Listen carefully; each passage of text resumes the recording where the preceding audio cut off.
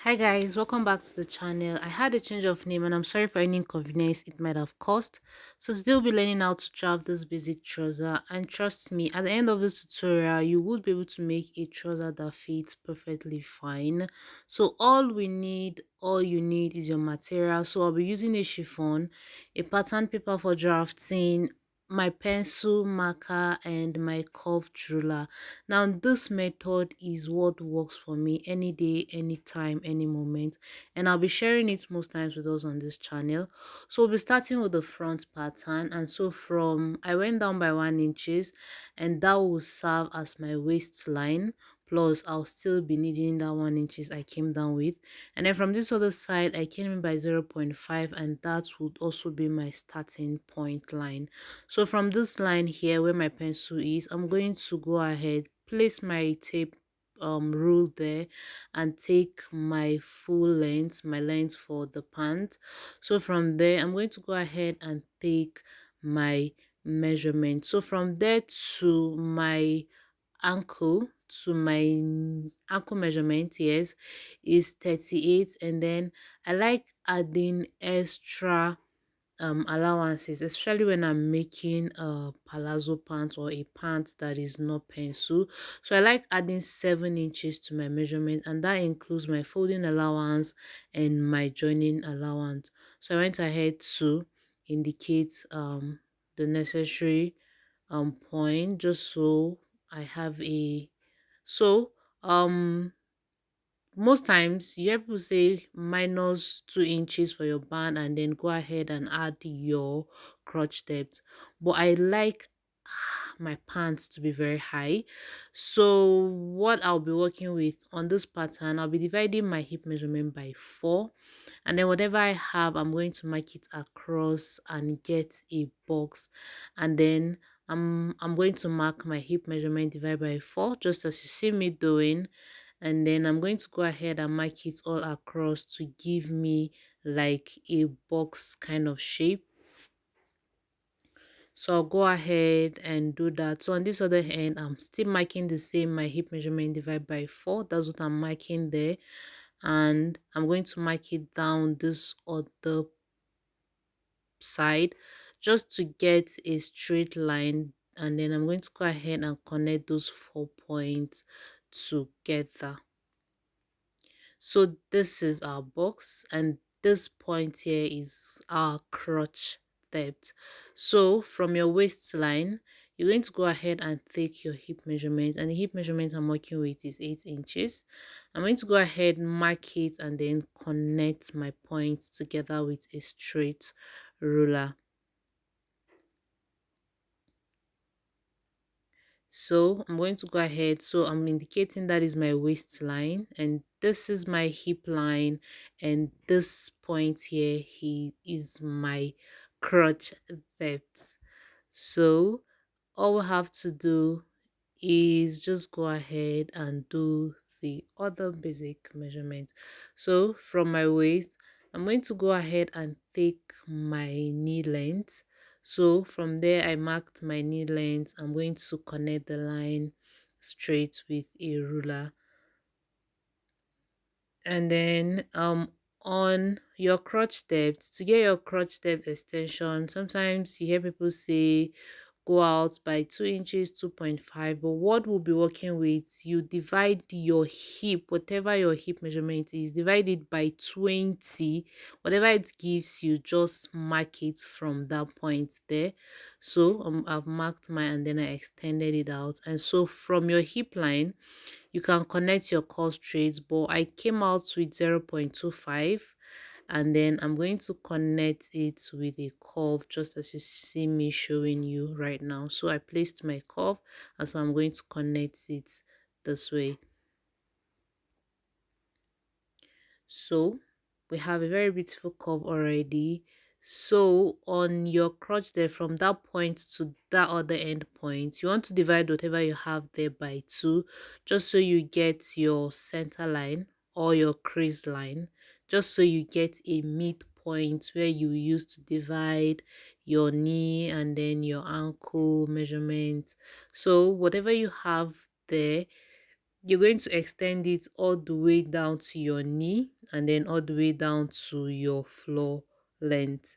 So I'm marking what I got there, and then I did the same thing on the floor on my full length, so I connected it with a straight line. So on my waistline, I'm going to divide my waist by 4, and then I'm going to add 1 inch for that, because I would be adding that to this trouser. If you don't want that, just skip that. So I'm going to connect that to my hip line. So to get my that measurement, I'm going to divide whatever I have there by 2, and then I'm going to go ahead and mark it, and then I'm going to open up my darts by 0.5 inches because we used 1 inch for that. So when I open it up, I'm going to go down by 4 inches for my dart length, and I'll connect my points together. So from my waistline there, I'm going to go up by 0.5 inch, and then I'll connect it, and then from there I'm going to connect it down to that's point. So you would be curving this front part, but I'll leave it first. After we finish drafting, I'll explain that. So on your knee length, you want to divide whatever your knee measurement is by 2, and then distribute it evenly on both sides. So whatever your knee measurement is, just from that midpoint, just distribute it equally. So my knee measurement and then my full length measurement is the same thing. I'm going to mark the same thing I marked on my knee length here, and then I'm going to connect my lines together. So from there, I'm going to connect it to my hip line with a curve, and then curve it just the way you see me doing. And then on this other side, I'll use a curve ruler, not too curvy please, and then connect my points together. So already we're having a very beautiful trouser shape, so I'm going to go ahead and cut it all through, and then quickly we'll head to the back pattern. So I came down by 3 inches because I would be needing that space above. So that line is going to be my waistline. So that point where I'm touching and this other point, I'm going to make sure it's aligning with that line I marked there.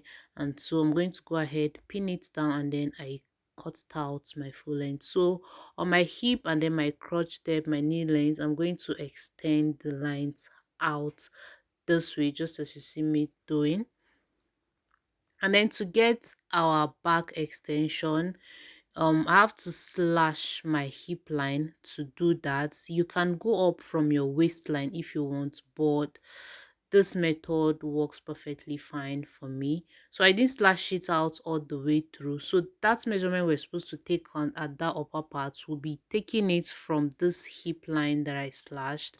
So from there, if your hip measurement is 39 38, you can do 1.5. If it's from 40, 42, 44 to 50, you can do 2 inches, and then if it's from 50, you can do 2.5.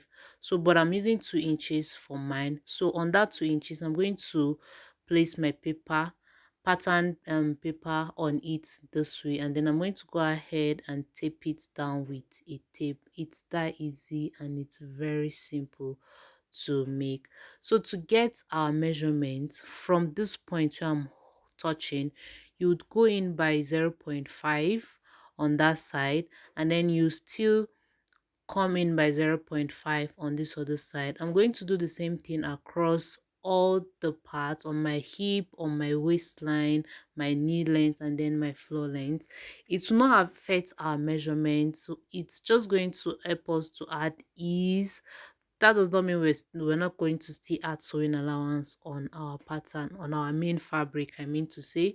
So I'm going to go ahead to keep doing that. Just 0.5 inches on both sides, you're coming in by 0.5 inches. So after marking that, from that point, that is where our measurement is going to start from. So I'll go ahead and take my measurement, and then I'm starting with my waistline. So from that zero point 0.5 inch, I'm going to place my tape there, and it's going to stop on the other zero point 0.5 inch where my marker pen is touching right now. And then whatever you have there, just hold it down and then flip it over to get your other half waist measurement. So just the way you see me doing, I flip it over, making sure my tape is still on that zero point 0.5.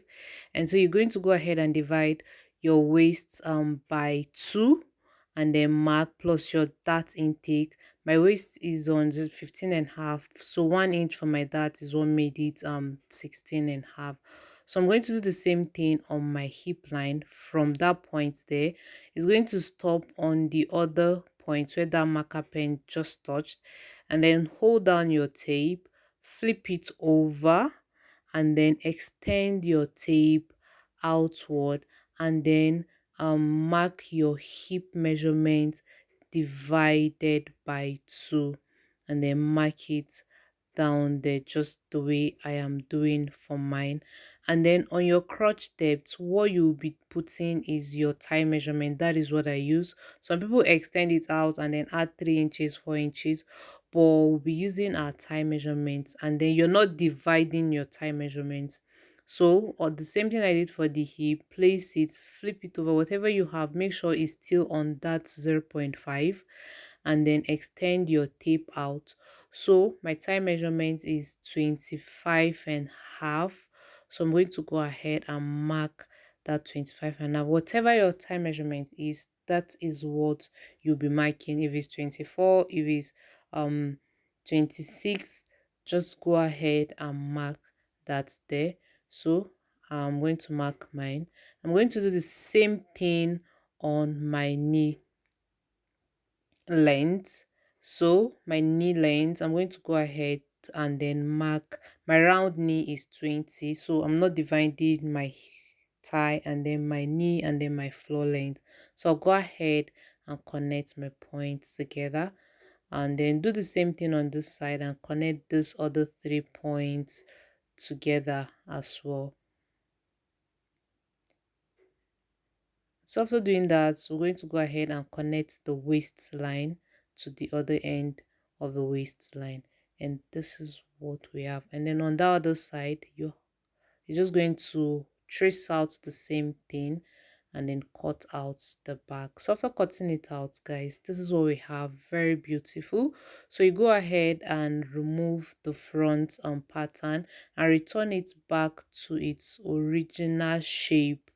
That is what you have to do um on this point. And then after doing that, this is what we have. So I'm going to go ahead and take my back, that's just the way I did for the front. That's the same thing I'll be doing for the back. And then I'm going to measure whatever I have there, extend it all the way down just so I have a straight line. And then I'm going to go down by 5.5. That is what I'm using for my dart length. And then open it up by 0.5 and connect my points together. So basically this is all we have, and it's looking all nice and lovely. And for my zipper, I like using a front zipper fly or back. And so on this pattern, I'll be using a back zip. So I'll be putting my zipper at the back, I mean to say. And so I'm going to go ahead and mark the length I want my zip to be, and then extend it out by 1 inch. So I had to introduce another pattern paper. So I'm going to connect my lines together, and then on this down part, I'm just going to give it a little curve, just the way you see me doing, and then I'm going to go ahead and cut it out. So the front part where I said we're going to adjust, so from that waistline you come down by 0.5 and then connect it to that other end and then cut it out. So basically this is all we have. So I just want to explain something here. If you don't like a high waist trouser, you can cut out your band from this main pattern, and then it's still going to fit on you very well. So highest you want to do is 2 inches. So you have to close your dart just the way I closed mine, and then you go ahead and mark 2 inches all the way through, and then connect the points together. So that point that you're connecting is going to serve as your band. So you go ahead and cut this out. And so when you're transferring it on fabric, you mark your necessary allowance. But I like my trouser high.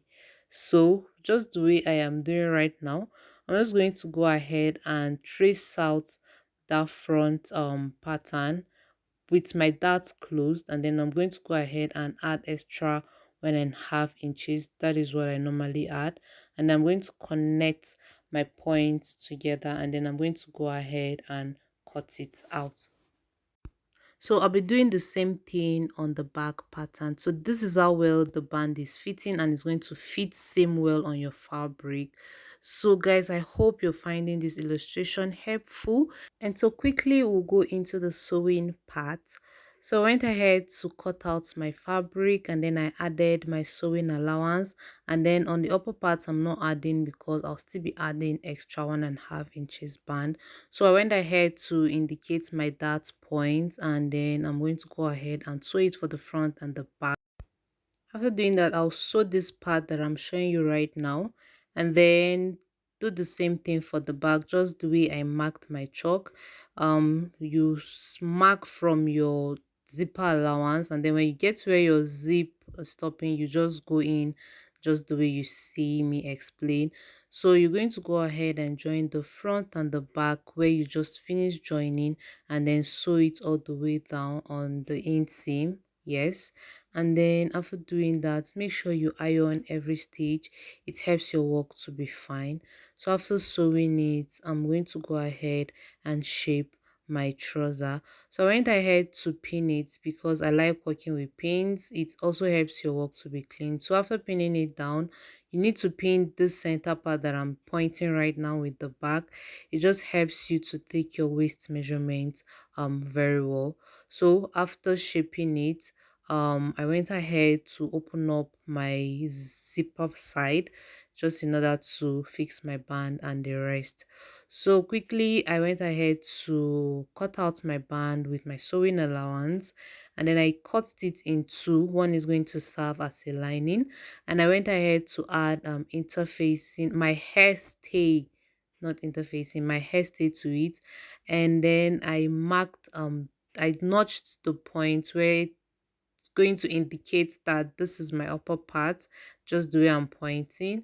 So I'm going to go ahead and sew those two parts together, do the same thing on the other side, and then we are good to go. So after doing that, this is what I had. I went ahead to iron it, and it's looking nice and lovely. So to shape my waist and my band, I'm just going to be using my waist measurement, and then divide it by 4, get a midpoint, and then shape it together just the way I am explaining on this part. And make sure you notch your zipper side so it's not facing the wrong side. So this is how I like shaping my band. In case it's too tight or it's too loose, I can easily lose it and then adjust it. So I'm going to get the midpoint for the band, and then get the midpoint for the center front of my trouser, and then connect it together. I'm going to go ahead and pin it down with a pin, and then go ahead and sew it all the way through. So after sewing it, this is what we have. Very clean and very beautiful. So on the upper part, I folded it in with like 1/2 inch, and so I'm going to use it and then close the waistband. So just the way I am doing it, you go ahead to pin it down. It makes your work more easier and more faster. So I'll be sewing it very closely on the outer part where my pencil is indicating. So you have to use a matching thread so it doesn't show. So after sewing that, I'll go ahead and fix my zipper quickly, and we are through with. And this is my zipper looking very clean, and then I went ahead to hem it down. This is my method any day, any moment. I love this method. So guys, thank you for watching, and this is how clean the trouser is. And I went ahead to style it with this top, and if you're interested, I'll be dropping a tutorial on how I did that. Thank you so very much for watching till the end. I hope I did not bore you. Bye.